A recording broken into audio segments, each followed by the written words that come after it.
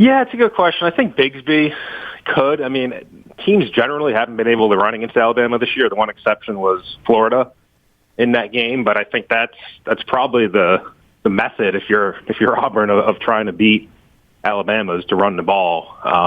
If you don't have the explosiveness at receiver like Tennessee did or Arkansas did with Treylon Burks, or don't have the quarterback to make that happen, I think that's probably the way you're going to have to at least try to beat them is up the middle. And, you have the smaller linebackers who have at some points been, I'd say vulnerable against the run in Toto and Christian Harris. So they can try that. At the end of the day, I don't know if Alabama's shaking in their shoes about Tank Bigsby, but it's a team that clearly it's 3 weeks ago I would have said had a much better chance of beating Alabama. I don't really think that's terribly true anymore, but weird things have happened, especially there. So, kind of expect the unexpected, but at the end of the day, I think this is still all about next week for Alabama. And I mean, heck, even if they lose to Auburn, you go out and you beat Georgia and you're the SEC champions.